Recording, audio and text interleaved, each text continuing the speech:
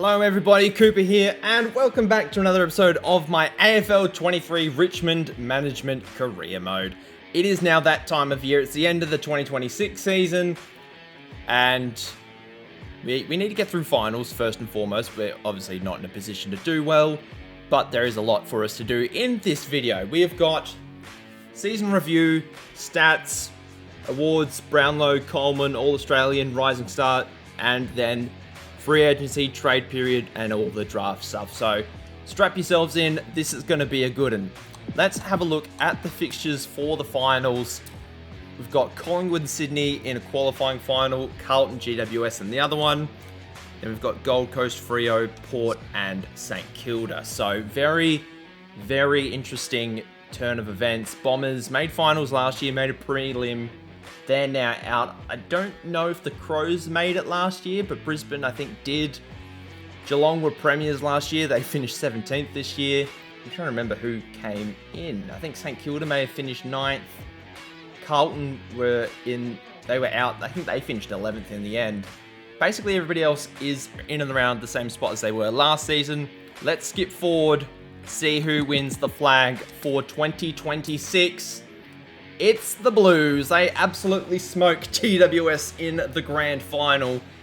We're going to go over the finals games now. Sydney beat Collingwood and Melbourne for the first qualifying final. Callum Mills had 36 touches. Taylor Adams 35 against his former side. McDonald kicked 5. Heaney 4. McLean 2. Harvey Harrison had 36. Mason Cox getting a bit of the ball, and Nick Dacos had a bit as well. Carlton actually lost to GWS in the other qualifying final, also in Melbourne. Finn Callaghan was great. Caniglio, Tom Green, Toby McCullen was also good. Cadman kicked 6. Patrick Cripps and Chera had 42 apiece, but couldn't get the job done. The Suns, unfortunately, were beaten by Fremantle. Flanders had 31 touches. Took Miller had 31.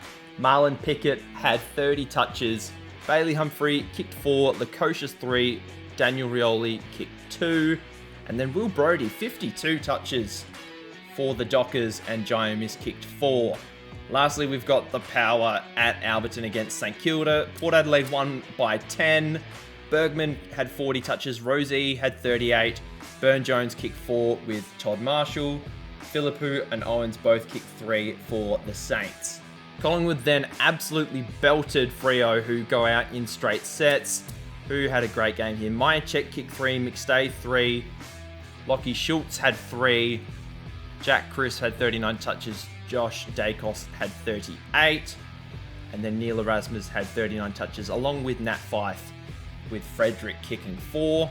And then in the other semi-final, Carlton get over the line. Harry Mackay kicked 4, Ollie Wines had 44 touches, Todd Marshall again kicked 4 alongside Burne-Jones. Very competitive effort by the Power, but couldn't get it done. Carlton then beat Sydney away, which is very, very tough. Sydney lose 2 home prelims in a row. Jordan had 36 touches. Heaney kicked 3. McLean kicked 3. Cripps had 41 touches. Curnow, Mackay both kicked 3. And then in the other prelim, Giants against Collingwood. Giants just absolutely smoked them. It was incredible. Jesse Hogan kicked 6. Tom Green had 40 touches. Josh Dacos had 39 touches. Nick Dacos had 34. John Noble, 36 touches. Myercheck and Lipinski each kicked 3. And then in the granny, it was Carlton against GWS. Just got absolutely smoked. 80-point winners to the Blues. Pitternet had 55 touches. Harry Mackay and Cripps kicked 3 apiece. Jesse Hogan again kicked 4 in the loss. That now brings us to award season. Who wins the Brownlow for each position? Because this is a precision ranked Brownlow, not an overall ranked Brownlow, because the Brownlow always goes to a ruckman. Taylor Duray gets it for the defenders. I've just selected the defenders again. The forwards, it goes to Lockie Schultz. Had a very, very good year. If we have a look at the key defenders, Jeremy McGovern gets some votes. Jeremy Howe also getting some votes. Key forwards, Charlie Curnow gets a few votes. I've not seen a single one of our players yet, which is a little bit of a concern. Finn Callaghan gets votes for the Giants, leads the midfielders with 15. Josh Smiley down the bottom there gets 8 votes for the Tigers. And lastly for the Ruckman, Logan Smith, the 18-year-old, got some votes in this season. 33 votes overall. I believe that would have led the way for everybody. Yes, he did. Darcy Fort in second did a very good job with 30. And in terms of the club, who led the way? Ben Miller, 13 votes for the Tigers. He was pretty good this year, has to be said. Josh Smiley was great. Cherry was pretty good, although did miss game with injury. And then Sam Layla, Urquhart, Cam Zerha, Taranto, Johnston, and Judson Clark, as well as Hill, all got multiple votes. In terms of the Coleman medal, Charlie Curnow ends up the winner in that one with 70 goals on the year. I believe that's his third Coleman. Very good effort by him. And then rising star was Logan Smith for GWS again. Was very, very good. Brownlow and a rising star award in the same season. Pretty well done. I can't believe Johnston didn't get any votes for us. All-Australian team, I have not seen one of our players yet, but if we scroll down, we did not get any All-Australians this year. Bit of a shame, but really tough class to break into when you finish in last place. In terms of the overall season, Charlie Curnow led the way with 79 goals, Jesse Hogan 74, Myercheck 69, Max King 65. Major disposal winners, Adam Chera 935 touches was very good. Nick Dacos 928, Horn Francis in third with 882. Total marks was Jacob Wiedering at centre half back for Carlton with 117.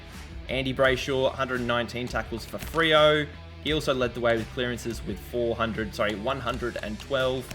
And then for hitouts was Pitternet with 990. Couldn't quite crack the 1,000 threshold. Myercheck actually scored the most behinds this season with 59.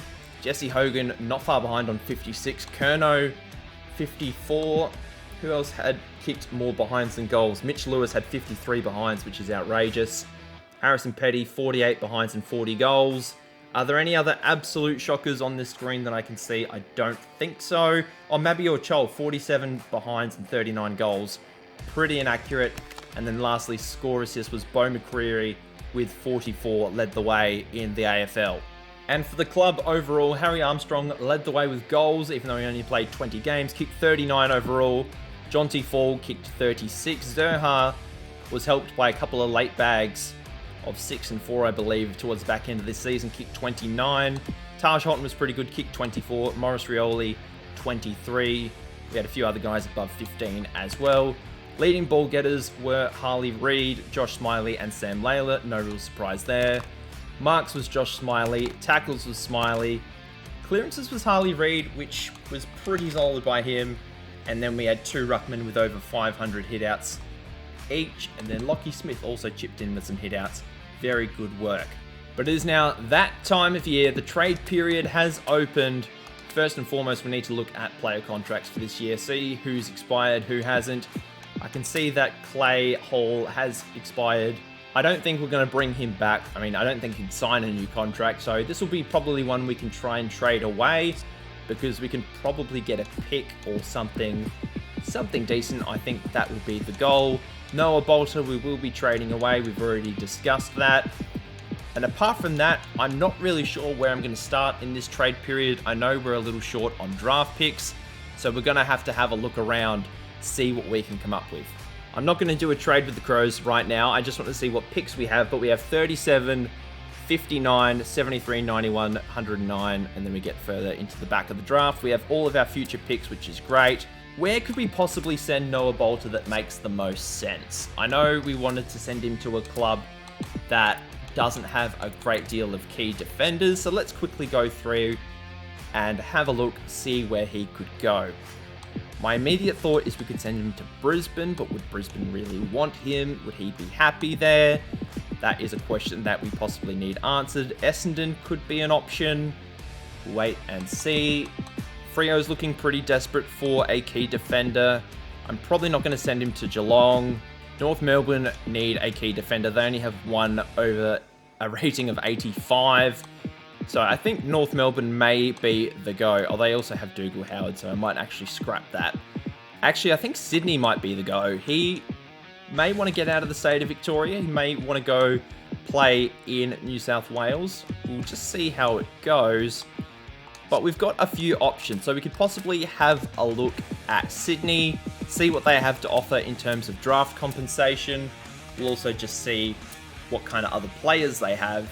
They have picked 15 in this year's draft. They've been a relatively competitive side for a very long time. In terms of young assets, they have Datoli, who we've spoken about previously. He is on our watch list right now.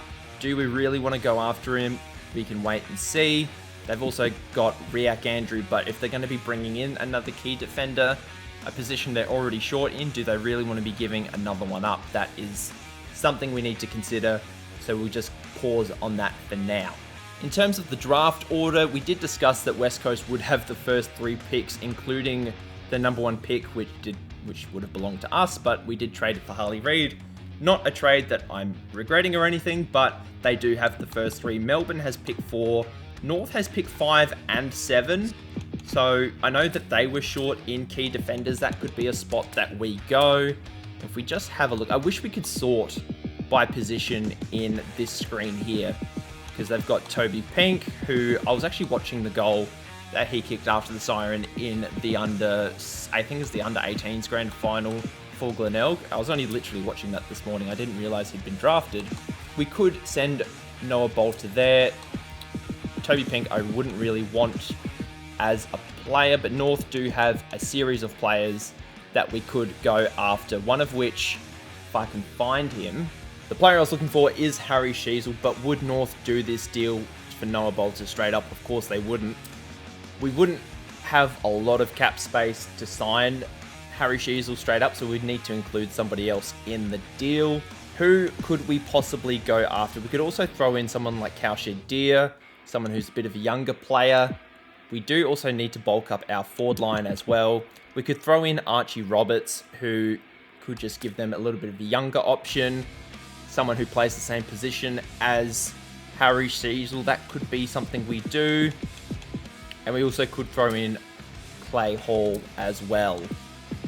Would they want a future second round pick? I'm not that keen to throw in our future first round pick, but I think a future second round pick is still going to be a decent pick, because I did say in the last episode I would like to make the top 8 next season, but obviously finishing bottom this season when we were aiming for about 12th, we are a little bit behind the 8 ball. I think bringing in Harry Sheasel is going to help us out a little bit. He's only got 1 year left on his deal. North finished 12th this season, so they're not exactly in a terrible position. He's played 69 games for his career, but I think he will be a good addition for us. How long exactly would he want to sign for? We could offer him we'll offer him a 3-year deal to start. He would want $1.2 odd million a season. Can we stretch that out to 7? I want to see what the dollar figure is looking like. He is going to be very, very expensive. I'm just looking at the draft board now, mainly just looking at defenders, because I don't really want to pay that large a salary to someone if we don't have to. There's a couple of players who have been recently drafted in the 2024 draft that have been since released by their previous clubs. There was one a bit further down the board, if I can find him. Harrison Oliver. He is actually just been signed by Norwood of all clubs. He has played 35 games overall for his career. I'm assuming some of those are SANFL. 13 goals, 526 touches. Pretty good numbers overall. His skills are very, very good. Very good handball accuracy, pretty good defensive stats. So he could be a player that we target in the draft. I don't really know if he's going to be available at one of the picks that we have, but there is just something to consider as well. What I'm thinking I might have to do is get a relatively young midfielder and sort of convert them or just play them as a defender, because having a look at some of the other defenders that I have on my list, I don't think I'm going to be able to afford any of them without clearing out some other salary first. So someone, I'm just trying to think of a good example, someone like a Finn O'Sullivan, who ironically does also play for North Melbourne, could be an option. His defensive stats are also pretty good, really good tackling. Spoiling could use some work, but does have a lot of potential to grow. Gets a lot of the ball. He's actually kicked a few goals, but I'm assuming those will all be from the midfield. Who would be another option we could possibly have a look at? One of the Camporelli boys could also be an option from Carlton. I don't know which one would be better suited. That could be something we look at. But even someone, I'm trying to think of another good example. I know it's not the most realistic option, but someone like a Levi Ashcroft. Get him out of Brisbane. I don't actually think he played any games at AFL level last season. He played a lot for the Brisbane sort of reserves in the VFL. We'll just have a quick scout at the stats to see if he actually played last season. We'll have a look at Brizzy. Yeah, he didn't play any games for Brisbane last year. Only Will Ashcroft did. So he may be looking to move on. I don't know what his I'm trying to think of what the word is, his morale is. We can have a sneaky look now. He's got very low morale. He hasn't played a lot, as I said. I even think he's actually got one more year on his contract. So would Levi Ashcroft as a halfback flanker work? He's got good tackling. The spoiling's not great. The defensive mindset isn't really that good. We could possibly, I'm trying to think of what else we could do, because he is someone that I am genuinely interested in, but it also depends on what the price is. I think if we're going to put a deal together for Levi Ashcroft, I'm just trying to work out the contract now. I want to contract him for long enough that he's going to be relatively cheap, but not also too long that we're going to overpay. I think we'll go 450k over 5 seasons. That should be okay. They want 458, that's fine. We'll pump it up to 460. Levi Ashcroft is not yet a Brisbane Tiger. We have to trade for him first. But what do we send back the Brisbane Lions way that they would potentially be interested in? I know I wanted to trade Sonsi. That was something I wanted to do. We could move on Seth Campbell. Their forwards, how is that looking? They've already got a couple of good young ones, it looks like. I don't think I need to move on there, or move on Seth Campbell here. Kajitsky, we could move him on. Noah Bolter could be a destination here, but ideally I'd want to get a pick back along with Ashcroft, but I don't necessarily think that's the most realistic. Could also give them Cooper Hamilton in return, send him to Brisbane. Would he be particularly interested in that? I'm not entirely sure, but a midfielder for a midfielder, they've got the same ability. Obviously, Levi Ashcroft has tons more potential. That could be a deal, and we'll also pop in Clay Hall, who is an expired contract, and we'll throw in a future second as well. If we can get see if we can get pick 9 out of them as well. We're giving them a really good key defender, 2 good mids, and a future second round pick for pick 9. If we can get that for Levi Ashcroft, I will be quite happy. They say they're good. Levi Ashcroft is a Tiger. With that deal done, we've now got about 700 grand in cap space, which I don't plan on using all of it, but I would like to bring in a couple of new players in specific positions. Because if we have a look at the mids now, we'll obviously include Ashcroft in this. Jones didn't really play for us last year, but he's on a very cheap deal, so I don't see any value in trading him. Jack Ross can probably go. He's probably, my starting midfield, I'm include the wings here. We've got Reed, Layla, Smiley, and then the wings will be Hill and Taranto, and then we'll probably have 1 or 2 on the bench. So either Ross and or Sonsi can go, because Urquhart and Urquhart and Ashcroft will probably be the backups. So combining the money of Ross and Sonsi, we can probably save, or what's that, 920 grand there. That could be the deal for Harry Sheasel with that future pick, or that pick that we got from Brisbane. We can see what we can do, but we've obviously got other positions that we need to worry about as well. What I'm going to do here is going to be sending Tyler Sonsi through to Collingwood, because their midfield is surprisingly old. Jack Crisp is getting up there in years, Decoe's old, they've still got Pendlebury, I don't know why I said it like that, and still side bottom, I forgot his name. The Dacos boys are still going to be around for a while. McRae's there, Finn McRae, not Jack McRae. Other than that, they've still got, Tom Mitchell, who's a 62 overall, still under contract. So they are aging big time in the midfield. They're probably going to want to upgrade. See if we can get maybe pick 16 for Sonsi. That would be great. I don't know if that's necessarily the most realistic deal. We could try and get that done and then work picks 19 and, pick 9 and 16 into a deal with North, that would be great. And then if we can get something done with Jack Ross as well, move him on to a club that's willing to take on his salary, that would be great. I think the final look at this deal is going to be Sonsi, Zach Jones. I know he's under contract and we just said we probably weren't going to trade him, but I also want to get some future draft assets after we traded away our other future second round pick. We're going to be sending pick 59 and 73 in this draft off to Collingwood for their first round pick, which is pick 16, as well as a future second. Hopefully this deal will go through. They're very, very happy. We've cleared up some more money. We're going to pause the mission for Harry Sheezel right now. We're actually going to go after a key defender. And I'm tossing up between Wiedering, McAndrew, and Sam Taylor. Andrew is currently... doesn't have a contract. His real life contract hasn't actually kicked in yet, so he could be a possible trade candidate. Sam Taylor, I believe, is a restricted free agent. He's currently 26 years of age, so that could be someone we go after. I'm pretty sure Wiedering also is out of contract. He, for whatever reason, isn't a free agent, but he's also a year older than Taylor. So would Wiedering want to leave Carlton for Richmond? Where did Carlton finish last season? They finished second, so he's probably not going to want to leave. So I think of those three, Sam Taylor's probably the most realistic, because I don't even think Giants made... No, they made finals. Gold Coast got eliminated in the elimination final. De Koning finished Geelong finished in 17th. So we could even go after him, but he is already signed up for 2028, so he's probably not going to be one we go after either. I think Sam Taylor's the one. I think he is going to be the guy that we go after, mainly because we don't actually need to trade anything for him. We can just offer him a contract straight up. The only problem will be the expense, obviously, and I don't know what his... Not that I don't know what his worth is. He's obviously worth very much, but in terms of what he's actually after. So we'll lowball him first.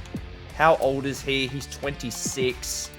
We will offer him a 7-year deal. I feel like that's a pretty reasonable deal for a key defender, and we'll pop it down to $900,000. Actually, no, we'll pop it down to $850,000 a season just to be safe. And we'll submit the offer. We'll see how we go. He wants just over $1 million a season, which for a player this good, I'm actually quite happy to offer. We've got the room that we can do it. I won't do that. I won't front load it. We will do this offer, $1.09 million per season for 7 years for Sam Taylor. Let's put the deal through. He is now a Tiger also. And with that deal, I know it's not going to free up a lot of money, but one of either Buslinger, Dawson, and Hayes came very, very redundant very quickly. I think we'll hang on to Buslinger. We'll just quickly check to see who has the most potential. Buslinger does have the most potential, so Dawson and Hayes can be involved in a trade. This will be probably one for a second round draft pick or something of the like. I was thinking of dropping Jack Ross off at Sydney. I think that would be quite the deal. So Hayes can sit there along with Dawson. Are these guys worth a first round pick or a future second round pick? I think we could probably get a future first round pick. Can we also squeeze a second in there? If we could probably put a fourth player in, that would be great. I don't know who would be interested in going to Sydney. That would be the thing. We'll just send pick 38 up there for now, but Ross, Hayes, Dawson, and pick 38 are off to Sydney for a future first and pick 34, which realistically isn't actually that further ahead from pick 38, but we're moving up in the draft 4 slots. Let's get the deal done. The Swans are happy again. I really need to get this deal done for Harry Sheezel because Short is going to get old very, very quickly. How old is he at the moment? He's 29 at the moment. I know Vlosten's out of contract at the end of next season, actually at the end of the coming season, and we'll be looking to move on from him then. I think this will be Vlosten's last season. It may even be Short's last season before we look to trade him to try and upgrade a further position. So we need to put the deal together for Sheasel now, while we've got a bit of cap space and while other guys are still relatively cheap. So Sheasel, apparently I've already put a deal together for him. I haven't, I promise. We're going to offer Harry Sheasel a 7-year deal, $1.2 million a season. The first year is only worth $900,000 because, to be perfectly honest, that's all we have to spend. And then the following years are worth over, well, the first couple of years are 1.2, then it goes up to 1.25, and then 1.3 on the final 2 years. So hopefully this deal will go through. It is going to go through. It's now time to do that trade, and I think this will be the final trade of like massive proportions that I can think of. I don't really see a need to do another massive trade. We're obviously going to include pick 9, pick 16, the 2 first rounders. I think that's reasonable. We could send Vloston to North Melbourne because they do this thing where they recruit a lot of older players. I would feel a bit funny about trading the captain 2 seasons in a row, so I'm not going to do that. But I am going to trade Archie Roberts, who is a younger player, has a bit of potential about him, but didn't really play a lot for us last season. And Cooper Vickery, I think, will be the last player we trade. Hopefully this deal gets it done. I don't think it's going to be enough, really. We may need to throw in some more picks, actually, now that I think about it. I'm also going to throw in a future second round pick. I took out Archie Roberts just because I didn't think he was going to be that valuable despite his potential. So it's going to be 9, 16, a future second, and then Cooper Vickery this year for Harry Sheasel. Is that going to be enough? North Melbourne agree. I've got a few other minor deals that I would like to do. These are just more for sentimental reasons. They're mainly going to be trades out, actually, funnily enough. The first of my sentimental trades is we're going to be sending Tex Wanganeen over to Port Adelaide. I'm not actually sure if this is true or not, but I'm assuming he would have had a choice between being a father-son at both Port and Essendon. But for whatever reason, if he did, he chose Essendon. We're now going to send him to Port Adelaide, so he would have played for both of his dad's teams. We're going to be also sending a future 3rd, 4th, and 5th round pick along with him for a future first rounder. They were a finals team this year. They were very, very good, and they are going to be very pleased with that deal. Our last deal is actually going to be a bit of a surprise one. I noticed that Lucas Camporelli, very, very low morale right now. He's 19 years of age, and he's only played 5 career games. So maybe looking to move out of Carlton. I wanted to have a look at his twin brother Ben as well, but I feel like we just don't have the budget for it right now, and I don't want to get too crazy with my trades. So the last one that I am going to do is I'm actually going to be sending Kaushadir to Carlton in exchange for Lucas Camporelli. In terms of key forwards, obviously they have Charlie Curnow, they have Harry Mackay, but it looks like that's it. They have one guy, Hodge, who isn't very good. They have Stokes, who is no better than Kaushadir, so they're a little bit low in those estimations. Now, would we need to give up an extra pick? I probably wouldn't think so. Or sorry, give them a pick. I wouldn't have thought we would. We could also give them another player like Lockie Smith in the ruck. That could be a thing we do. But I'd rather give up Beryl, who, quite frankly, isn't all that great. And if we could get like a future 3rd or a 4th from Carlton, that would be great. I think this would be a good deal. I'd be even happy to throw in 6 and 7, around 6 and 7 pick in this year's draft if I can get my words out to get the deal done. They say it's actually not a great deal for them.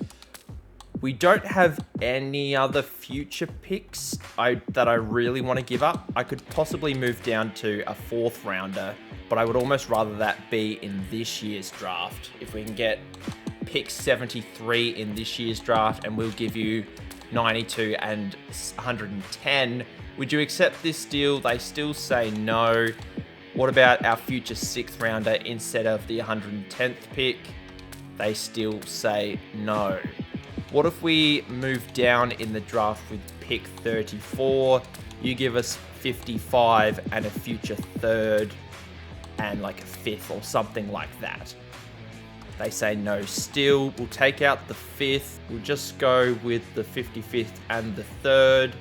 They still say no. What if we take out I would almost rather no 55, no third, and see if we can just get a future second and we give them pick 92. Would you say yes to this? They still say no.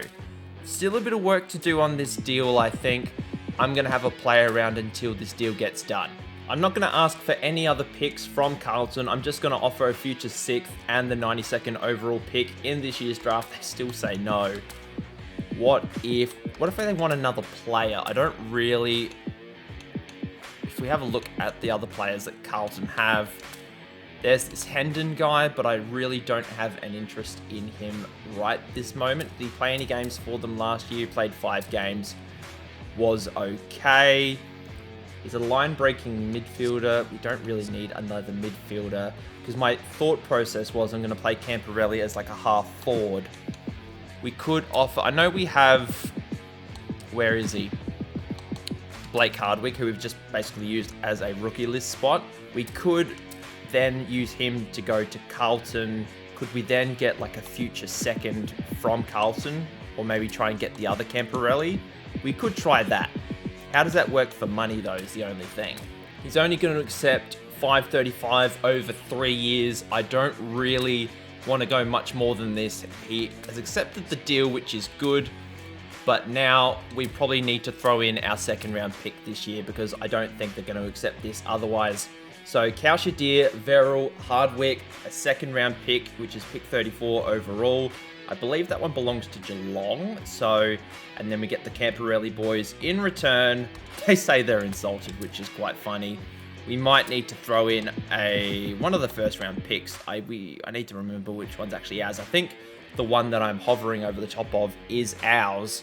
So if we throw in this future first round pick, I'm not sure who it belongs to. Hopefully it's nothing precious. They say yes.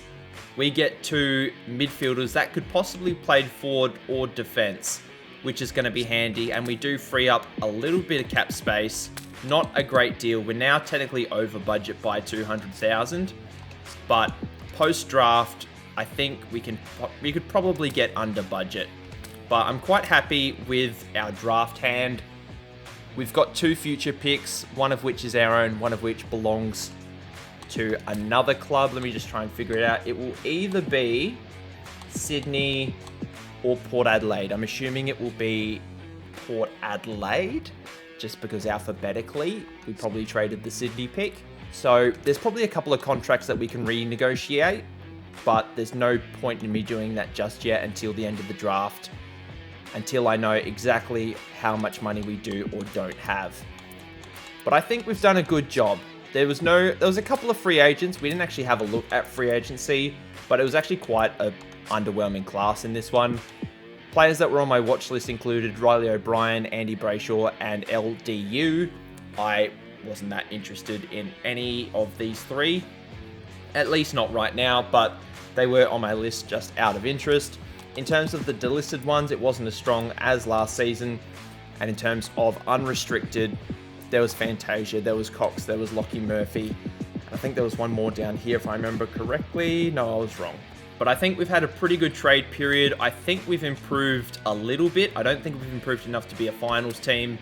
But we're going to play out the rest of the trade period. We'll see who goes traded, who gets traded, where it's all going to go. Let's have a quick little look. Brian Myers has been traded to GWS. Finn Callahan, who was on our list for the first 2 seasons, did get traded to Geelong. So that is a big upgrade for them. Billy Frampton gets traded from Collingwood to the Bulldogs. Nate Caddy gets traded from Essendon to Carlton. Lewis Young gets traded from Carlton to Essendon, going the other way. Matt Flynn goes to the Gold Coast from West Coast. Is it Jack Henry? I think it's Jack Henry, who Geelong delisted, picked up in the mid-season draft, have since traded him to Essendon. Farrell from Port Adelaide has signed with the Bulldogs as a free agent, and then we signed Sam Taylor as a free agent. So a pretty quiet trade period, unless you're a Richmond fan, but very interesting trade period nonetheless. There were probably other trades involving picks. It's now time for the national draft. We are going to skip forward until, I think pick 34 was our pick, if I remember correctly. Yes, it is. Now, this player here in particular, he is Jack Alf. He's a big boy. He actually got drafted by GWS in real life in 2024. He is one of the new players that has been added to this database, and he seems to have not been re-signed by GWS. He's currently got 91 to 99 potential. There's also Harrison Oliver, who we did speak about earlier. I am going to go after Harrison Oliver because I do think that's a position that's more of need. So we're going to go after Harrison Oliver if I can find him down here somewhere. And here he is. We are going to draft Harrison Oliver, who I can't remember who drafted him in real life. We're going to skip forward to our next pick now, which I don't actually even know when this pick is. It's pick 68. Colton Tholstrup, who is a very young player. I think he got drafted by Melbourne, if I remember correctly. He is a forward. We do need a couple of forwards. If we can pick him up, that would be awesome.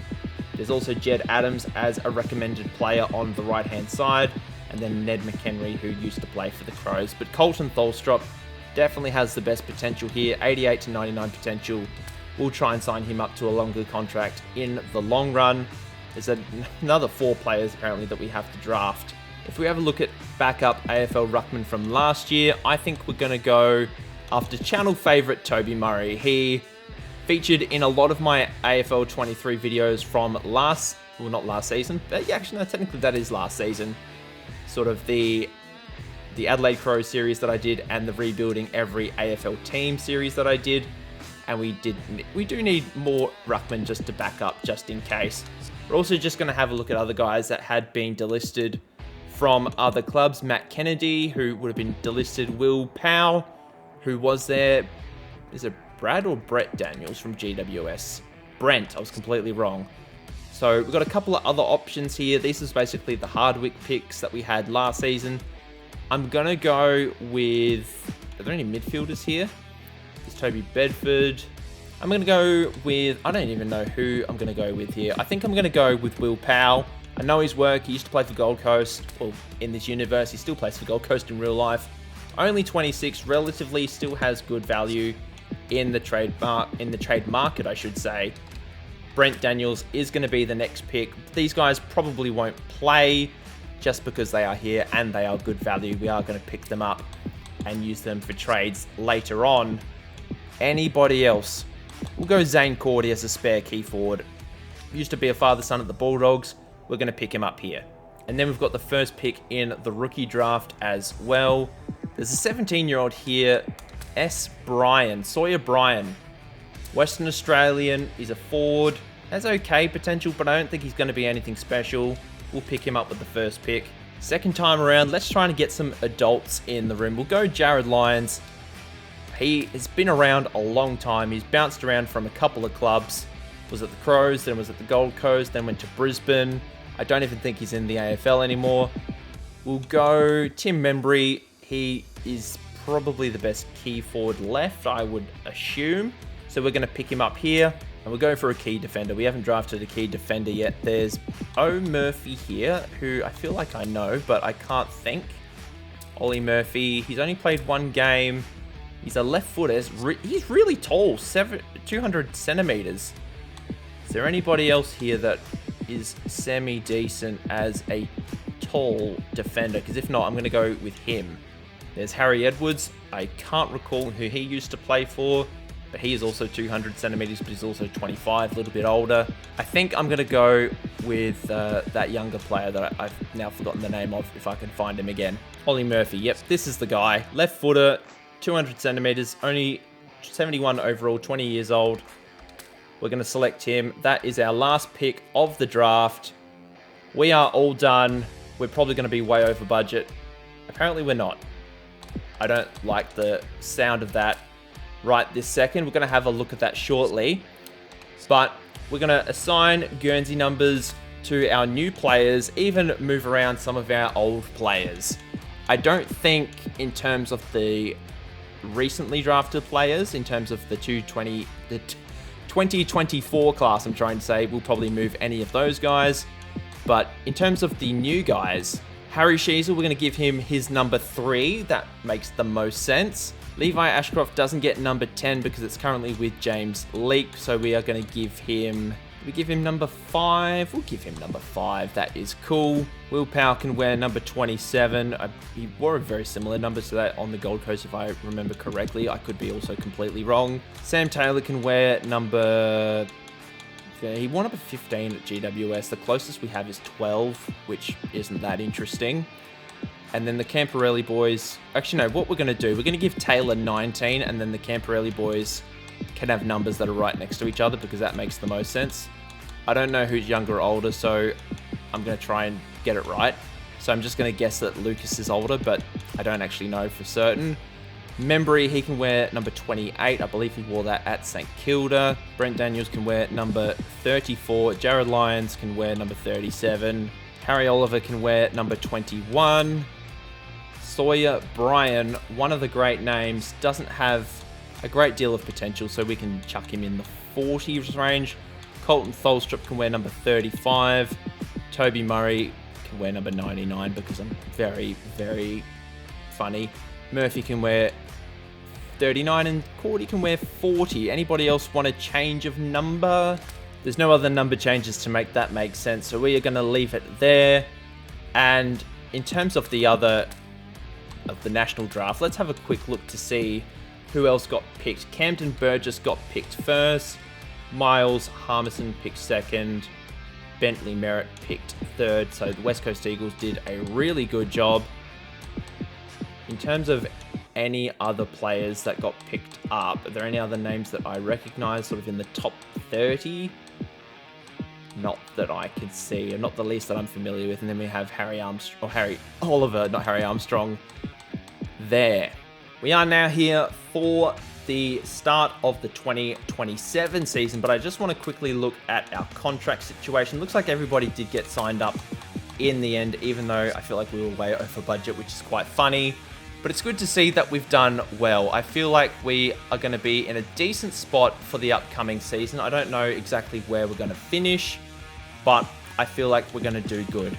I also want to have a quick look to see what our best 22 is going to look like. Do we have any injuries carrying over from pre-season? Looks like everybody is available, which is lovely. So I'm going to skip forward to the start of pre-season against North, and I'll be back in very, very shortly. No injuries occurred during that time, which is great to see, but we now need to put our 22 together. What that is going to look like, I have no idea at this point in time. Do we start with Trainer and Taylor or Gibcus and Taylor? I think we go Gibcus and Taylor. That seems like the reasonable thing to do. Trainer is probably going to sit in a back pocket or something. Vloston down to a 79 overall. This is definitely going to be his last year. Has anybody else improved over the off-season? Smiley's up to an 88. Layla, I feel like, has just been stuck at an 82, unfortunately. Harley Reid is now a 90, which is good to see. Jonty falls up to an 84. Taj Hotton's an 85. Judson Clark and Zerha are both 84s. Harry She's on a 93. Gibcus a 91. Jaden Short still very good. We're looking I'm pretty happy with how we're looking right now in terms of these players that are in our starting positions. We also need to look down here at some of our other players that aren't in the starting lineup. Are there any big ones that I'm missing? Will Powell, not really. I wouldn't say I'm missing him. Harry Armstrong, that is one I'm missing. We're going to put him at centre half forward. Kajitsky can take a nap. Vloston's going to come out.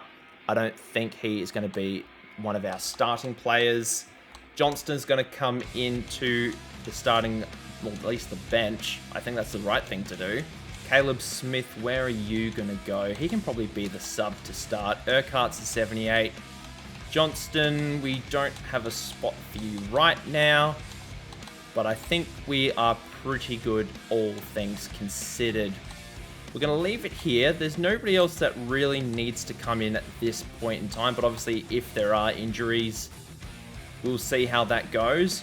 I won't appoint a captain, I don't think, until the start of the next episode. That can be a bit of a cliffhanger, if you will. But that is going to be it for today, guys. It's been a very, very good off-season. I'm very excited for the new season. Thank you very much for watching up until this point. Please leave a like and subscribe to the channel if you are new. And until then, I hope you have a lovely day wherever you are in the world. I'll see you guys then. Bye.